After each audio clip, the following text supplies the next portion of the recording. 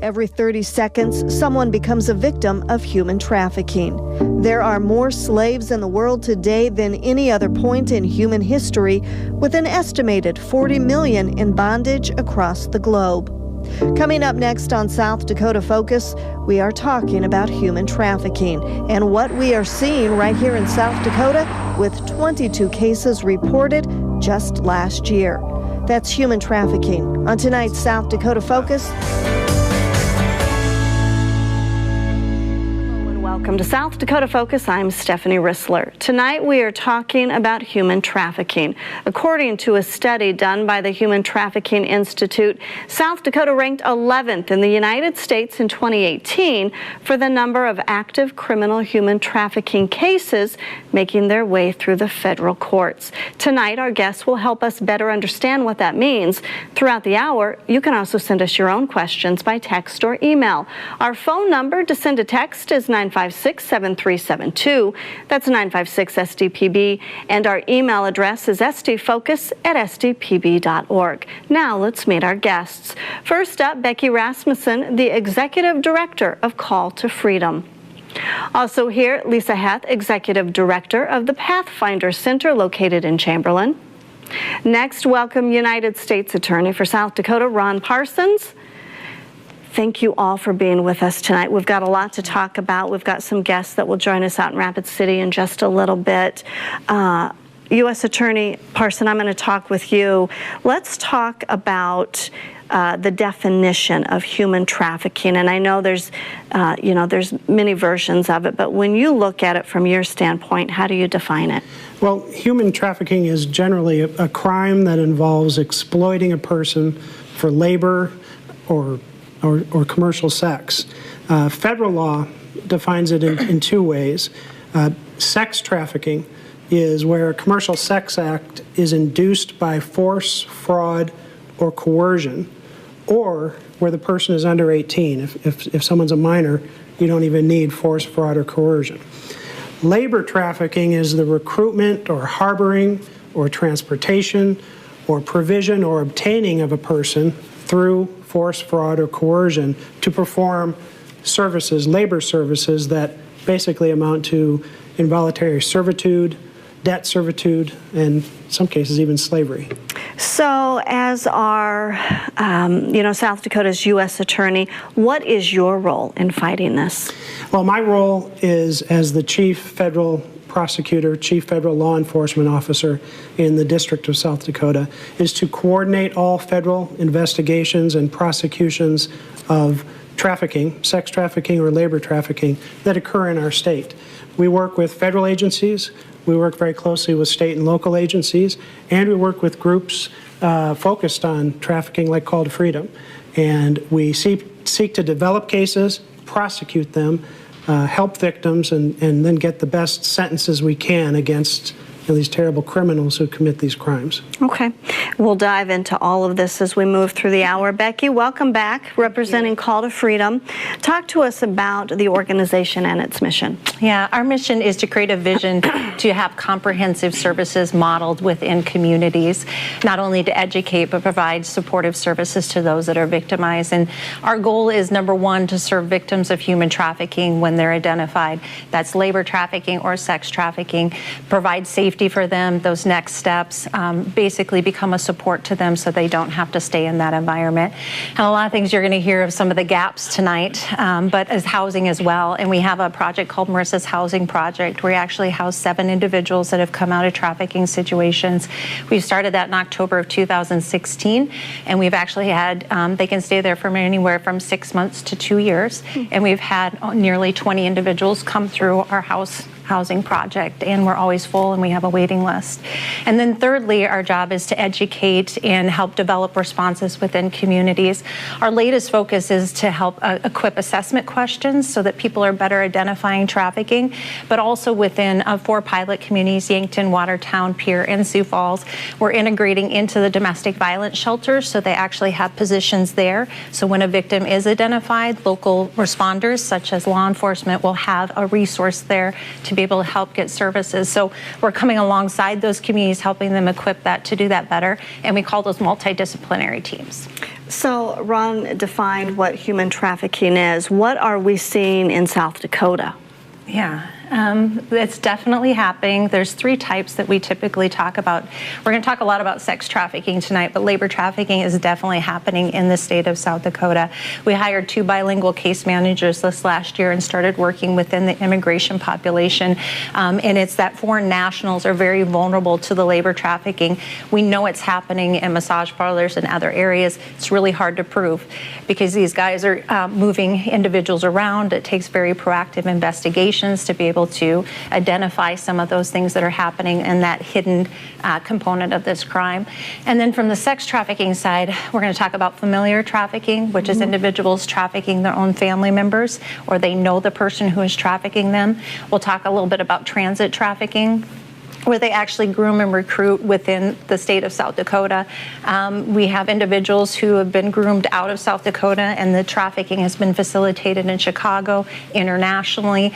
So they'll actually facilitate it across lines. And then thirdly, we have some large events that happen within our community. And anytime you have large groups of people, there's always that tendency to have business. And so when there's business, human trafficking, drugs, other things are facilitated during those times. So you're talking about the Sturgis Rally, hunting season, different things like that. Yes. Lisa, welcome. Thanks for coming on. You are with the Pathfinder Center. Talk to us about your organization and its mission and the area that you cover. Sure. Pathfinder Center is a long-term shelter up to 24 months for victims of human trafficking, both sex trafficking and labor trafficking. Victims are, it kind of came as a vision, as something that I didn't envision, as something kind of like the creator gave me a vision for. And so Pathfinder Center was set up for 24-month long-term because we don't have that type of, any of that type of facility in South Dakota. So one of the things is we've seen a need for a long-term shelter because so many, all of them come with so many layers and layers of trauma. And that takes a long time to remove those layers one at a time. So when we get victims of trafficking in the shelter, we give them time to rest because a lot of times some of the victims, they haven't had time to rest, maybe only get a couple hours of sleep. So they come in there, they get, a month to just kind of rest and then build a rapport with staff. The services we offer are trauma-informed. They're culturally specific to Native women, although we do serve all victims of, it doesn't matter, it's just not Native American, but all victims from the state of South Dakota, and we've also, as well as other states as well. And so the thing about Pathfinder Center is that we consider ourselves one of a kind, not the only one in South Dakota, but one of a kind that was specifically developed for Native American victims. And you're located in or near Chamberlain. What areas all do you serve? Well, we serve the whole state of South Dakota, and we work with other service providers in providing the services to victims of human trafficking. So. Okay. Earlier this month, Call to Freedom helped facilitate a human trafficking housing summit in Sioux Falls. The summit was ran by Freedom Network USA, an organization that combats human trafficking on a national scale. Advocates from across South Dakota showed up to address their own housing issues and learn from one another. In order to protect the identity of some of those who work with victims and survivors, we didn't bring our cameras inside the summit, but a few attendees did share with us their own stories and challenges, with housing at the top of the list. We're doing a local housing summit in South Dakota to address the housing needs of survivors of trafficking in this local community, because South Dakota is so unique in the way that services are spread out. It really is a whole community. We really are looking at bringing these key partners together and understand what are the needs of survivors of human trafficking here in South Dakota, and also what does the community already have, because there are a lot of programs already, there's a lot of resources, but how do they work together in order to really elevate and meet those needs for survivors around housing? I really believe that housing is a challenge area in our community and across our entire state right now. Just the availability of it, affordable housing, different programs might be available, but there's a lot of challenges that you have to go through to meet the criteria to be on the program. So that's why we're here today, is to really learn what some of the barriers are that trafficking victims face when they're trying to find permanent housing or even emergency housing to get into a domestic violence program, and how we can embrace them in those moments and help them start their journey.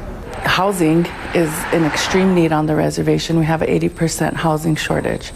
So trying to find housing for survivors and youth that are in distress is so challenging.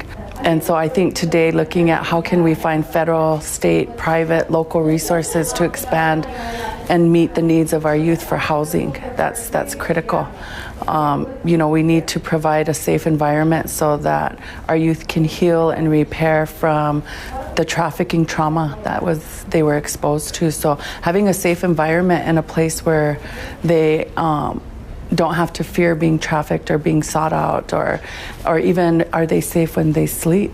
So I think, that's so key to the work we do.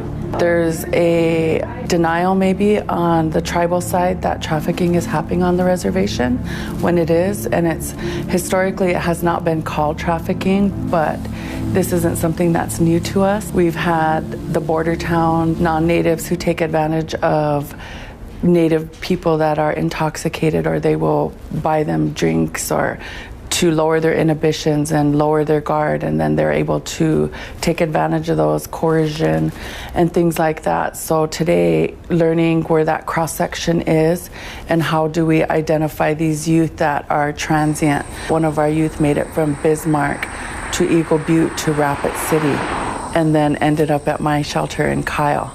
Identifying how are they getting there, who is helping them, and really looking at stopping the victimization. I think that there's a lot of misconceptions on what human trafficking looks like in Yankton, South Dakota. When I go out and speak to public service groups or church groups or anybody in general, they have this idea that this 12-year-old is kidnapped out of our mall parking lot in the middle of the night and nobody ever sees them again. And that's not the reality of what we're seeing in our community right now. We are seeing boyfriend trafficking, we're seeing familial trafficking. So these are all cases where the victim trusts their offender. And so there's a lot of overlapping between domestic violence and human trafficking then, because those two things do not happen in silos. Traffickers and domestic violence abusers use the very same tactics to maintain power and control over their victims. We deal with a lot of things in a day that are scary and that are discouraging, but behind those doors this morning are 30 people that are full of these amazing ambitions and passions to not only want to create preventative measures so that we can stop these acts from happening, but also creating really strong resources for victims to come forward and really strong collaborations, because across the state we're all dealing with the same issues, but we all have different innovative ways that we're doing it. And so being able to come together and talk to your people and other people who understand what your missions are in a day and the people that you're working with, it really helps create a strong system of support for victims of trafficking. The goal is to bring these key stakeholders together, these partners together, and to be able to facilitate that dialogue to understand what are the needs, but also what do we already have in South Dakota to meet those needs, and how do we just make that connection. And so for them, it's really about, as we walk away today, just identifying a few first steps for them to follow up, and knowing that this is just one step, a really great step, but also there's so much work to be done, which we're excited about to continue to support. But also we know that this community knows itself the best. We know that they know what their resources are, what their needs are, and so we want to support them in, again, what they have identified as their next action steps. And that was a look at the housing summit that was in Sioux Falls not that long ago. Becky, your organization helped facilitate the summit. Freedom Network USA, they are the nation's largest coalition really working to help fight human trafficking. How big of a deal was it that they came to South Dakota? It was huge. We actually had to apply. I had met Karen when we went for our federal grant. We're a federal grant recipient in the state of South Dakota. And I met her, and she was so interested in coming to South Dakota. So we applied, and we were one of 4 states that was chosen. And they don't have a lot of resources, and we actually could only invite the 30 people that were there that day. And we had others that wanted to be there. So it was a big deal, and it was a great opportunity to bring everybody together to talk about what silos are we in and how do we address those issues in each of our silos. Was there any key points that you brought from, I know it was a housing summit, but they talked about the resources they have that maybe they didn't know they had. What did you bring from it? You know, actually, Freedom Network USA said it was one of the best forums they've ever had.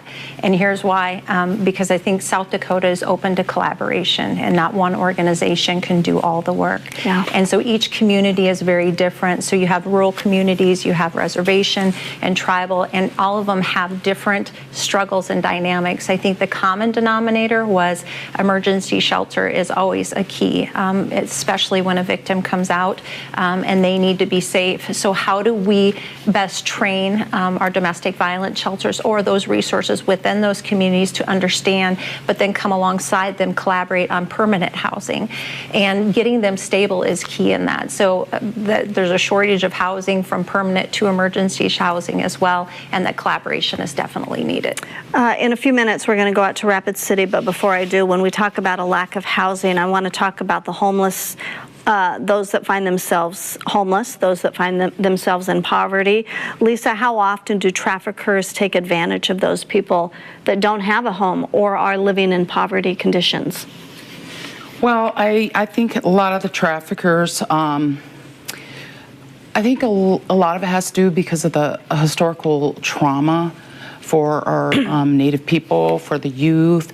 That's all exploited. They play upon those traumas, and so that plays a huge part in it. They take advantage of those, and then also you take the a lot of times too, when they do have access to internet, social media, that plays a big part in it as well as coercion. I mean, coercing them into building that rapport with them, playing upon finding out what is in their past, just getting them to talk about, you know, their family life so that they can lure them into that. Sure, so yeah. It's huge. Ron, Absolutely. go ahead. Well, yeah, I would say you think of the traditional place that the vulnerable women or children might be trafficked. It might be at a bus stop or on a corner in a city.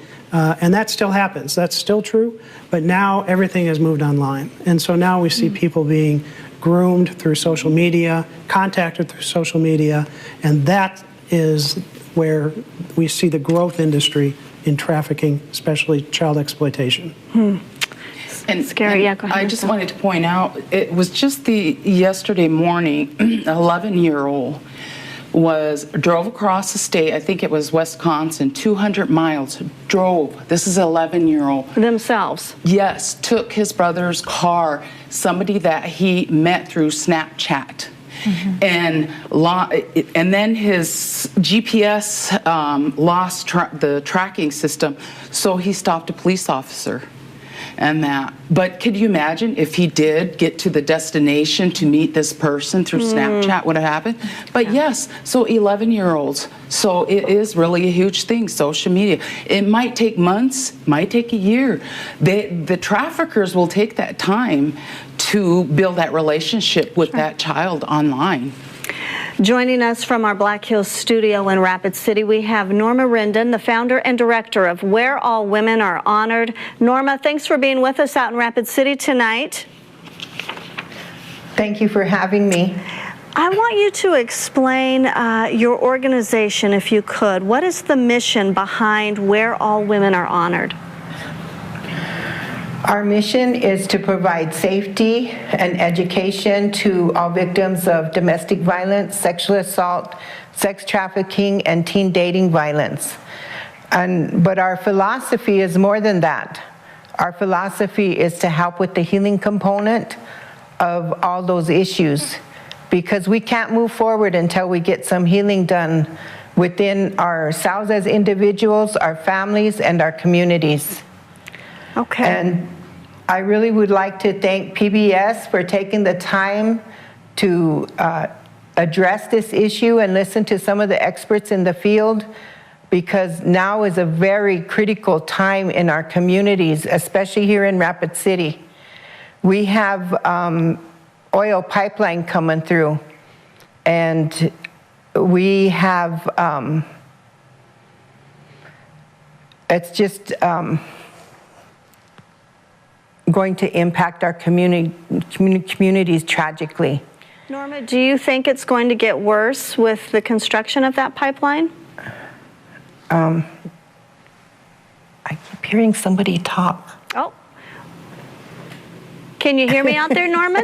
I can hear you, but I hear somebody else talking too, so it's distracting me. But what was your question? Not a problem. Do you think with the construction of the pipeline, we're going to see more human trafficking in our state? Most definitely. You know, I've been researching. Not only that, I've talked personally to some people from the state of North Dakota. When the pipeline went through their state, their violent crime increased by 16%. And the state's attorney then stated that the majority of that crime came from the oil boom town, the man camps. There was tens of thousands of people in those camps. And we think that this is bringing jobs to our local economy, and it isn't, because the majority of the people that are brought into these camps are people that have already been on board with them, and they're from other states. The other thing is we have a problem with jurisdictional issues when it comes to reservations. Pine Ridge is just next door to Rapid City, and so I see that as a target area for a lot of reasons. Number one, poverty. The other is proximity, and we already have a lot of our families there that are struggling to pay their light bill, their gas bill. Lisa talked about generational trauma, and this has been in our community since the 1600s. You know, they started trafficking our women back in the 1600s, so it is generational. And it is going to tragically impact our communities in Rapid City and Pine Ridge and probably Rosebud, Crow Creek, because they're going to be the primary targets. Norma, when it comes to the missing and murdered Indigenous women, is there a link between human trafficking and what we're seeing? Most definitely a link. And that was proven in North Dakota. We had so many women that to this day are missing. So the KXL pipeline's pretty much through North Dakota already, but the impact is still there. The people that came with the pipeline, and this is a multi-million-dollar profit for a lot of people. And it is selling our people. Who can sell a human being? But this is what they do. And they saw that there was an increase 75% on men. It's not just missing and murdered women anymore. It was our young boys that were being trafficked, that were being sexually assaulted. They saw a 75% increase in men and boys being sexually assaulted in North Dakota. So I can see that happening here. The police force was not ready for it. The state's attorney's office, they weren't prepared for it. So I'm really happy for PBS being interested in this issue, because we need it to plan yesterday. But if we can start it today, collaborating. And another issue was tribal jurisdiction. Those jurisdictional issues make it difficult for there to be a prosecution in place. So I see that the tribes need to come together, the state's attorney's office, Pennington County, we all need to come together and figure out a mechanism to tighten the response to sex trafficking. So stand by. We're going to come back here into our Vermilion studio, but I'm going to come back and ask you some questions here in a little bit. We talked about our missing and murdered Indigenous women. I know, Lisa, you were shaking your head. That was something that you definitely wanted to bring up tonight in agreement with everything you've heard so far, correct? Yes. Yes, I definitely agree with Norma, and our Native women are 10 times the national average for being murdered. And so I think there is a large connection to the missing and murdered. A lot of our relatives have been trafficked and have been murdered.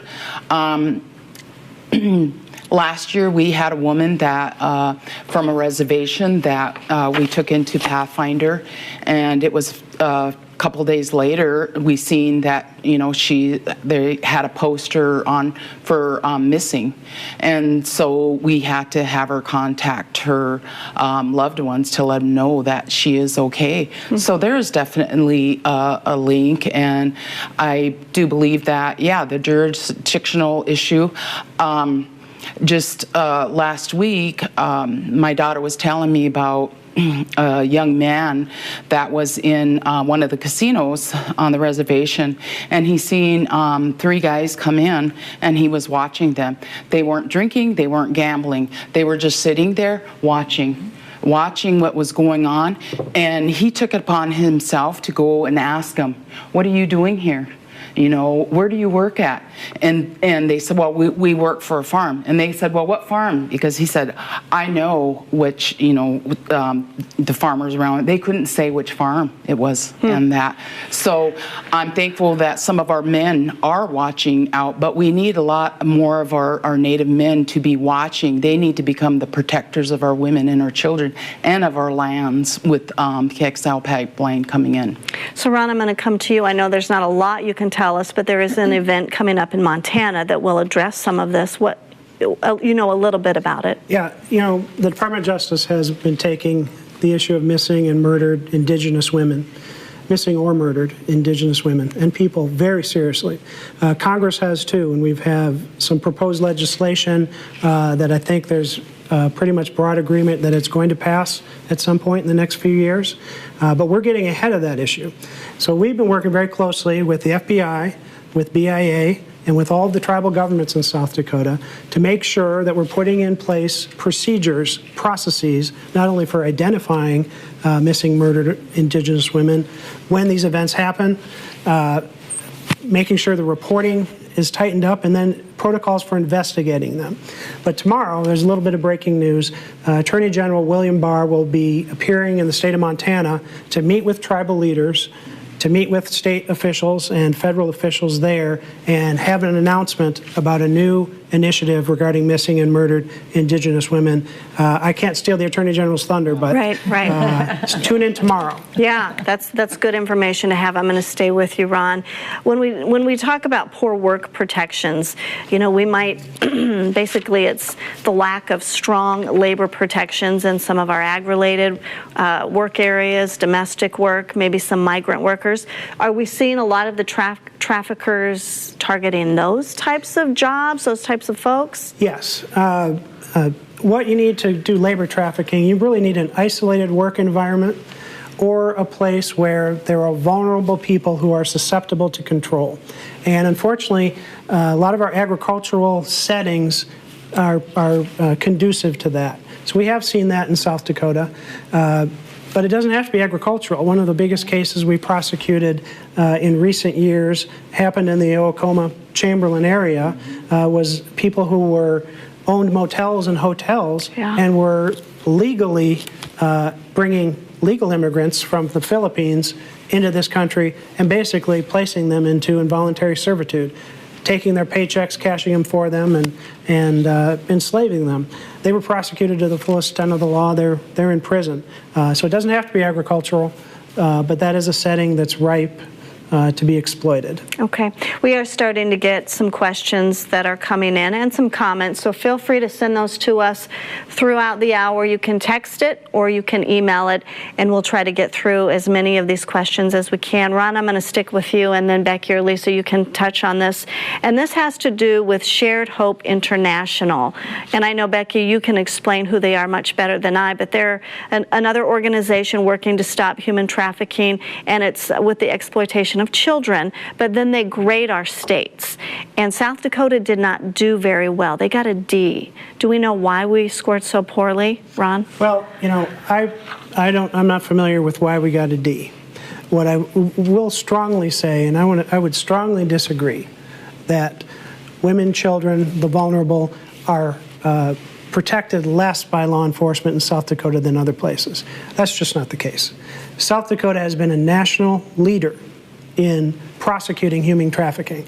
A lot of the Department of Justice initiatives have been based on the cooperation that we have with our state government and with our tribal governments. So federal laws are harsher. Federal laws offer more penalties, and there may be some gaps in state law, but there is no gap in coverage in prosecuting the people who are committing these crimes. Okay, Becky. So I think it's more from a service side. Okay. So there's a lot of gaps when it comes to specialized services for minors within the state of South Dakota. And what happens is if we prosecute these cases, you also have to have services in place to be able to accommodate the needs of the trafficking victims. And so they look at this as far as state protection. We currently do not have in our state anywhere mentioned sex trafficking on a state level with our child and abuse laws. That's what they grade us on. I serve on the youth committee for Shared Hope, but then also once we prosecute, our next step is to actually take these minors and put them in JDC or some juvenile detention center. Where we should be doing is not criminalizing the victims, is making them have specialized services within our state to be able to accommodate the trauma that's involved with that. And you think there's the disconnect there, because I think we are definitely prosecuting the cases, but also assessment questions. We held a focus group with the East River Human Trafficking Task Force, brought everybody to the table, and the common denominator is when we find a victim of human trafficking, where do we send them? Right. And so there's disconnects within the service side that also probably affect some of our prosecution, but also protect our minors. And so we're looking at that, we're addressing that this year with them, including everybody in the talks of, you know, what do our silos look like? How can we collaborate? How can we make that? And actually, because of this talk, we applied for a federal grant. We will have 4 staff across the state, 2 in West River, 2 in East River, specifically designed to youth services and youth navigating, which we have talked about as well. Yeah. So we're addressing that. It's just we have to have that sustainability in place in order to holistically find the whole picture for minors in the state. Okay. We were happy, of course, to support Call to Freedom in getting that grant. One of the things you hear is a lot of times in law enforcement is stay in your lane. And we try to stay in the lane of prosecuting people. And we're glad that other people are filling the gaps in other areas. But I do want to say, the FBI put the statistic out just a little while ago, I think. There have been 10 life sentences awarded to human traffickers nationwide in the past however many years. 8 of those were in South Dakota. Okay. So our prosecutors and our judges and our police officers, they're doing their jobs. Very good. Norma Rendon with Where All Women Are Honored. I want to thank you for taking the time and joining us from our Black Hills studio out in Rapid City. The path from victim to survivor can be a long road for those impacted by human trafficking. Last week, I had the opportunity to visit with a survivor who was sex trafficked by her mother starting at a very young age. Today, Caroline is an adult, and she does share part of her story. However, her identity is something she keeps private as she continues to heal. Here's part of our conversation. Roughly, we think mine started about age 5, and it wasn't, I didn't know what it was. I mean, my mom just would bring different guys home, and she would always call it like the tickle game. And I never had a father in my life, so, you know, I didn't know what was wrong. It was wrong. I'd get home from school, sometimes she was home, sometimes she wasn't. There was plenty of times that I would ask a friend if I could just come and hang out at their house because I never knew what was going to happen at home. It came to a stop when I went to school. We played some sort of game and a boy touched me, is when I just kind of flipped out at school, and they took me to the nurse, and the nurse called DSS, and We did all that. My mom was given the option of either losing custody of me or sending me to a family member. But then I got to my family member and it was, we don't talk about that stuff. That stuff doesn't happen in our family. I knew something was wrong growing up, but could never pinpoint it. And when I was put up for adoption, where I had to go to court and testify against my mother, they were like, everybody thought it was rape back then. You were just raped as a child. Several guys, and it was never identified as my mother was trafficking me out to different guys. Back then it was known as rape, so they put me in rape counseling and that did nothing for me. But we don't know how many memories there are. It's just like peeling an onion. Each time you peel an onion, it's a different layer of something. And it takes a while, because with me it takes a while to get through the first memory, because you got to heal the first memory completely before the next memory can come out. Because if you bring them out too many at one time, you can go right back down into a hole and just, there could be suicidal thoughts. There could be thoughts of going back, going out and pimping out yourself because that was the way you were brought up. It's just different layers of trauma that you have to live through and work through with counselors, and have the right counselor that knows how to go through that with you.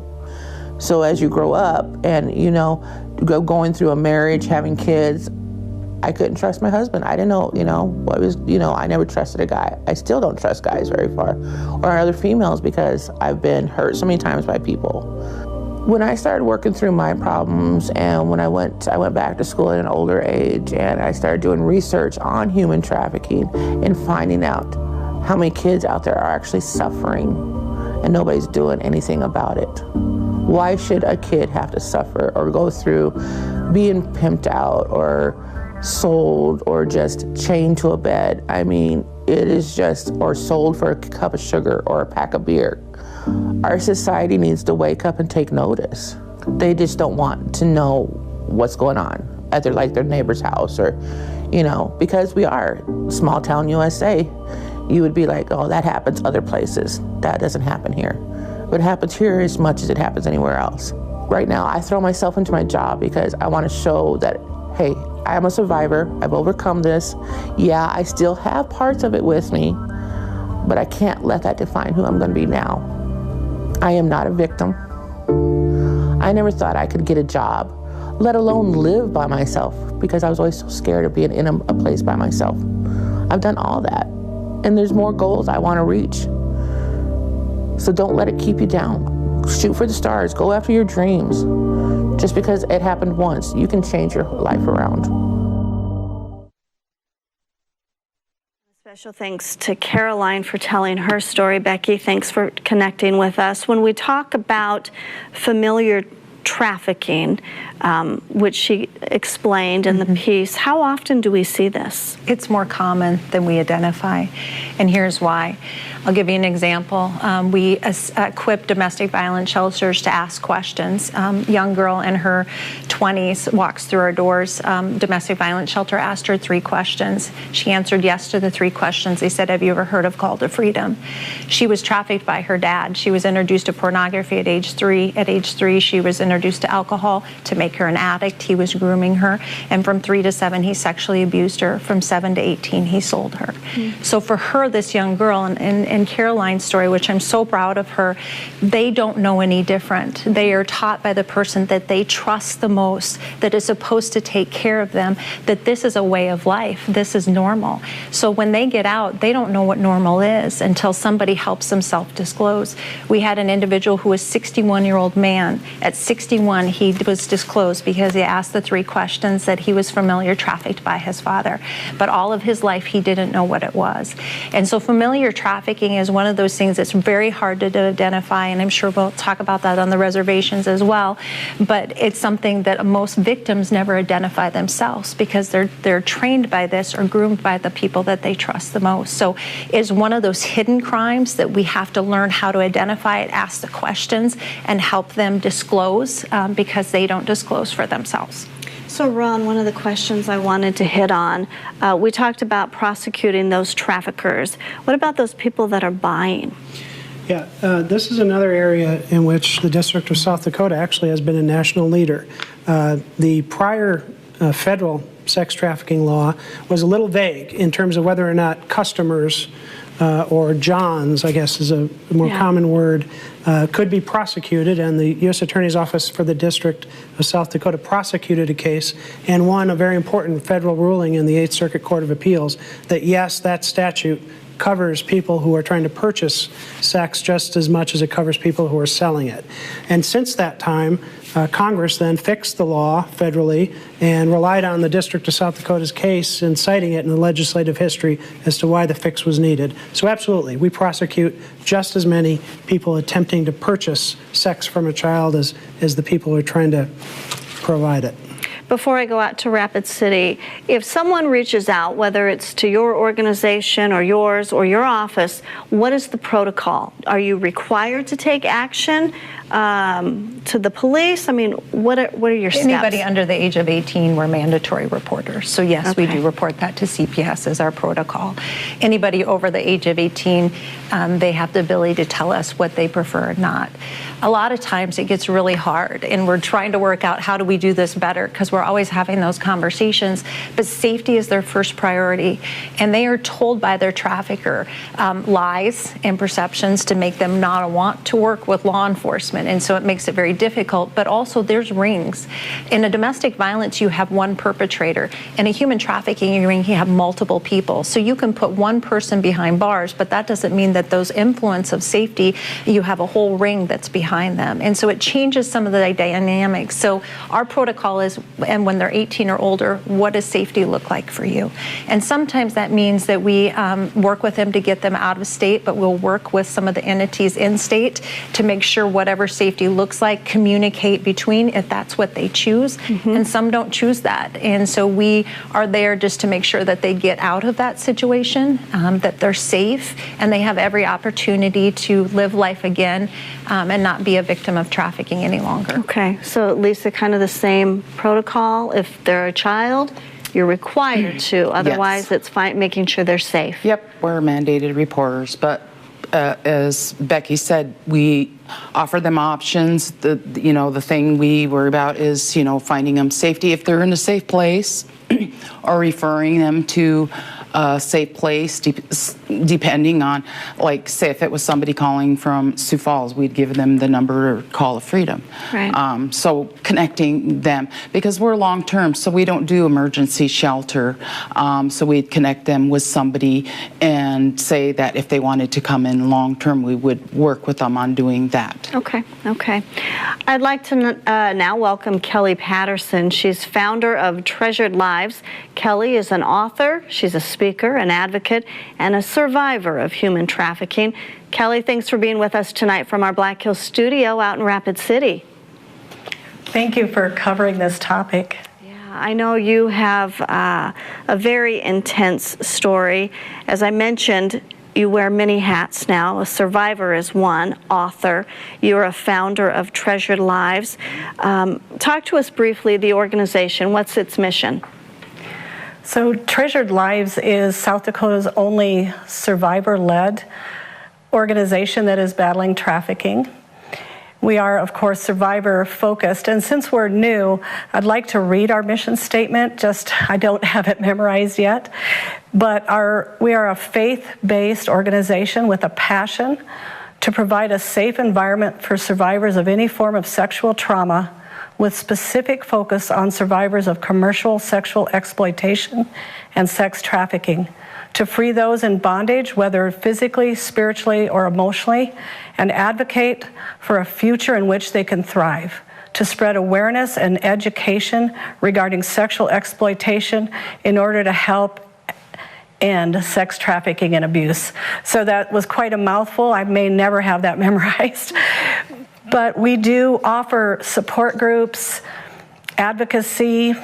We also love the idea of collaboration, and I have worked with both Lisa and Becky, and we have worked together beautifully. It really helps to have people in different parts of the state coming together, collaborating to help individuals get safe, get them moved when they need moved.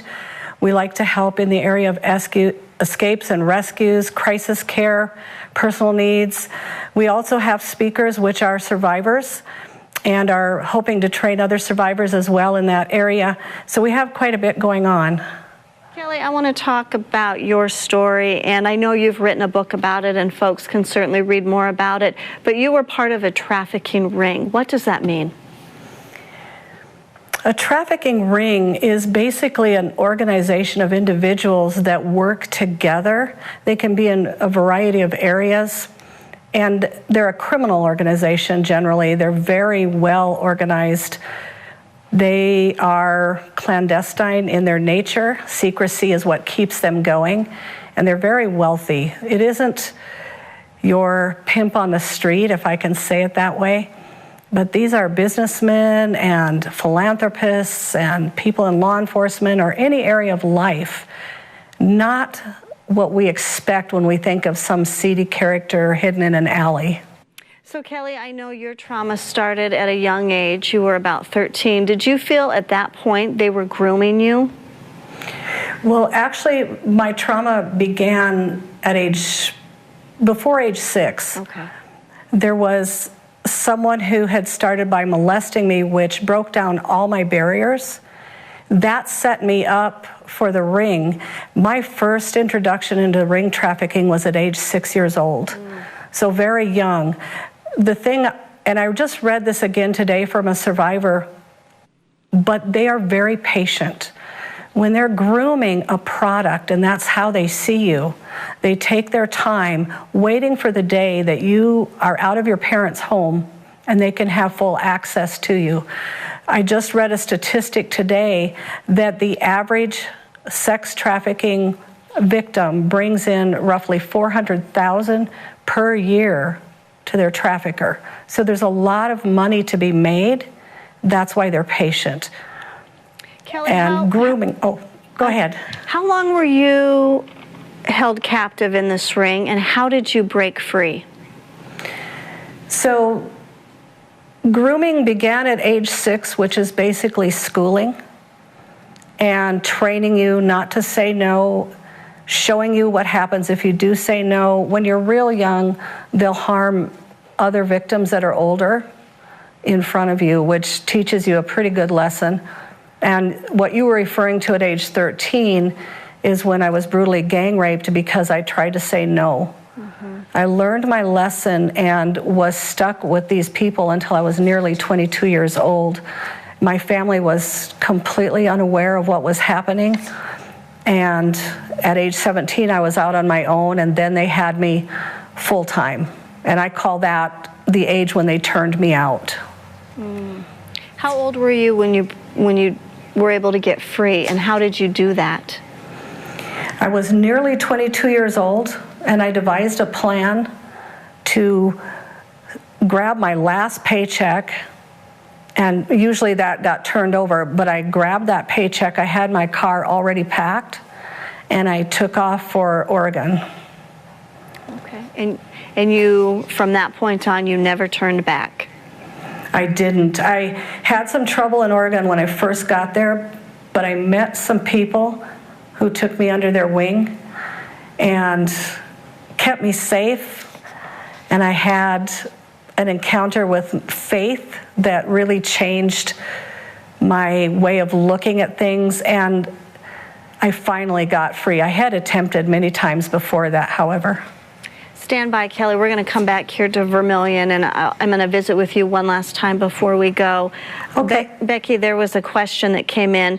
What are the 3 questions we should ask a person to screen them for familiar trafficking?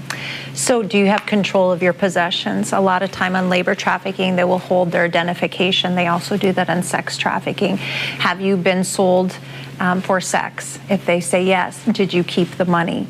Can you freely come and go as you choose? So any way that we can continue and to talk about force, fraud, or coercion, those type of questions. So we have a 35-page questionnaire that is developed from a national organization. So when we go in and train, we leave that with the service provider because every service is different.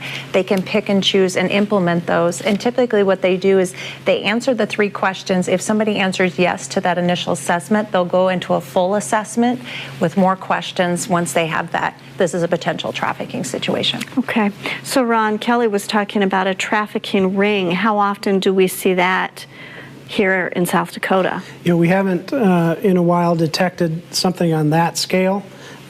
More often we detect someone, it's maybe 1 or 2 people who are controlling 20 women. That's the problem with sex trafficking, though. You're not always sure what you're detecting. And so that's why reporting is so important. And that's why we need to make sure that screeners like these exist and that people, when they see something, they say something to law enforcement.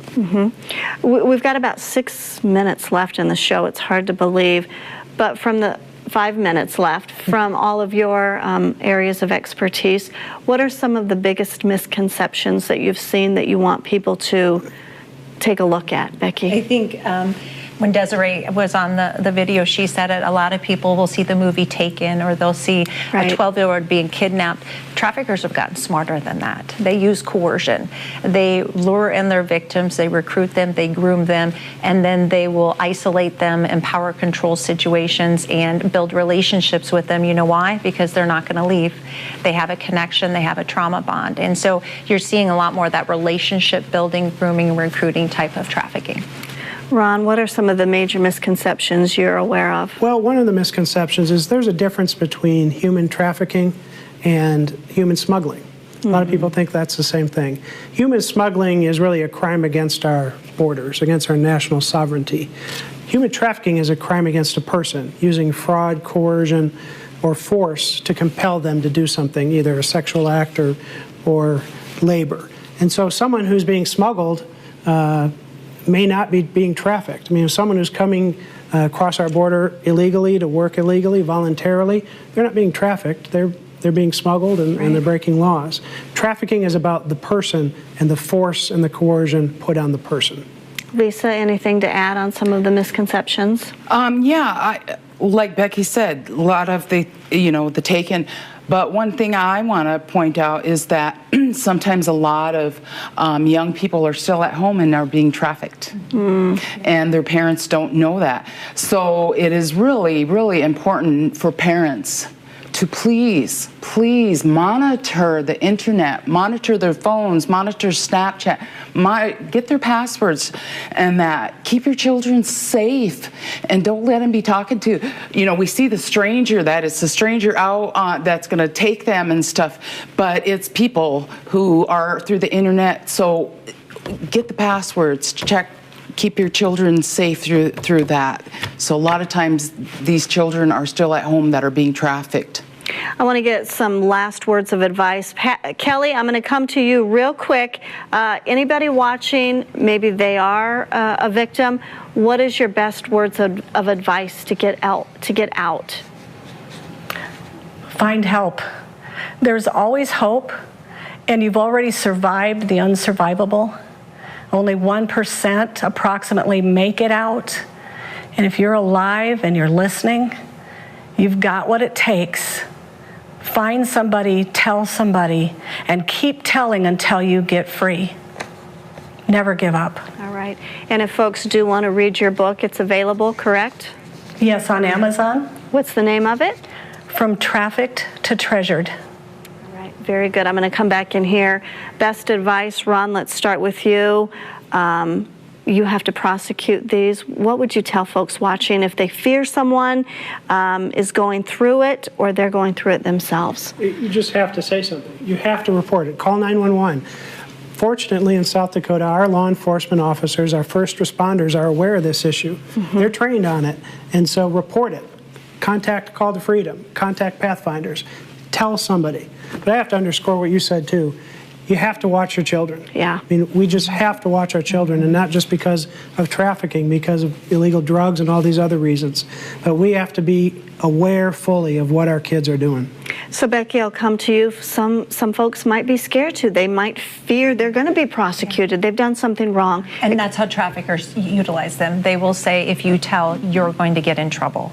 And that's one of the reasons why a lot of survivors, victims do not disclose. And so go to somewhere safe. There are safe people that you can disclose to, domestic violence shelters, service providers like Call to Freedom, Pathfinders, and then allow them to help you navigate those next steps. But you can get out. out, and there are resources within your community that you can actually get in contact with that will help you.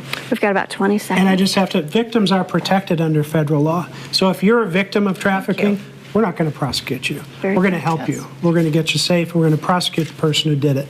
All right, and Lisa's saying absolutely yes with a great big yes.